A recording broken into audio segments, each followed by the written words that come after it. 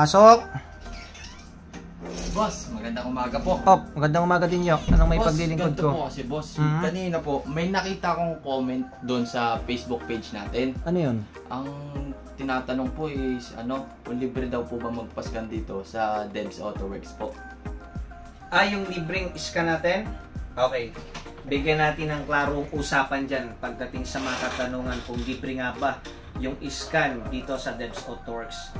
Actually, libre naman po talaga dati pa yung aming scan kapag kayo po ay nakapagpakandak ng any kinds of PMS dito sa shop, kasi meron po kaming tinatawag na complete PMS and express PMS. So yung dalawang PMS po na yan, no?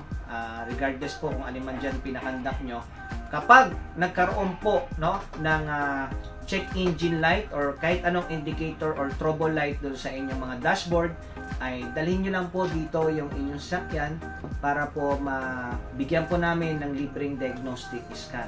Tandaan, scan lang po yung ibibigay namin free, no? Hindi po kasama yung labor doon, no? Kasi sa scan pa lang po napakalaking bagay na. Minsan naman may mga trouble code na kailangan lang pong i-erase kasi halimbawa po mga ABS, no?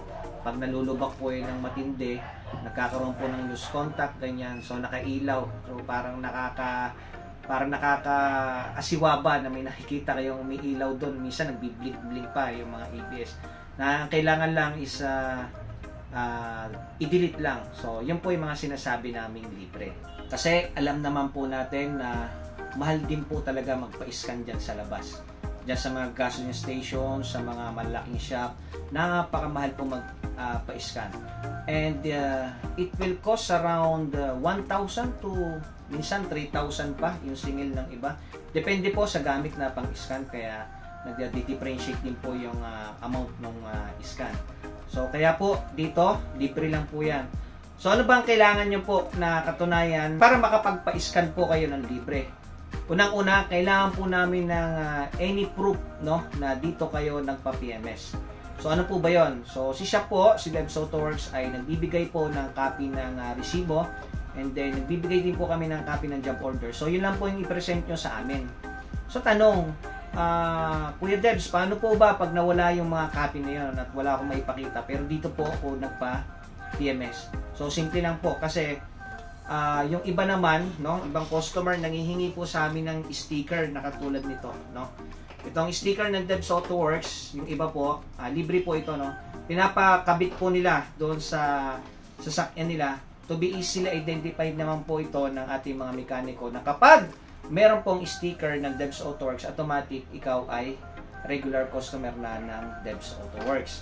So, hindi na po tayo maghihingi pa ng mga kaukulang documents kung may makita na kaming sticker ng Debs Autoworks doon sa inyong sasakyan. Kasi sa sobrang dami na po ng customer na nabigyan na po namin ng serbisyo, ay hindi po namin kayo para matandaan isa-isa. So, yun lang po, no? Sana po makatulong yung kunting nailibre po namin na pagbabayad doon sa scan. Kasi alam naman nyo po na hindi po lahat ng shop, no, ay nililibre po yung scan. Siyempre, ang unang-una po dyan, binibili po kasi yung scanner. Alam niyo naman po, ang scanner is napakamahal po niyan, no? Yan po ay gamit ng shop para makapag-identify, makapagturo ng sira, kung aliman po doon yung sira. So, si scanner naman po, hindi naman po porke sinabi ni scanner na ito ang sira, automatic nagpapalit po tayo ng parts. No, hindi po. Ang scanner lang po ay tumutukoy o nag-guide sa isang mekaniko para mailapit po yung o mabawasan yung kahirapan ng mekaniko sa pagtuklas ng sira ng sasakyan. Kasi alam niyo po, napakarami pong sensor ng isang sasakyan. So napakahirap pong i-identify talaga ng sira kung wala po tayong gagamiting scanner. Kaya napakamahal po magpa-scan sa labas, no? So dito sa Debs Autoworks, libre po namin ibibigay po sa inyo, sa aming mga mahal na customer. So with that, yun lang po, at maraming salamat po sa inyong lahat. Have a good day po sa inyong lahat. We love you.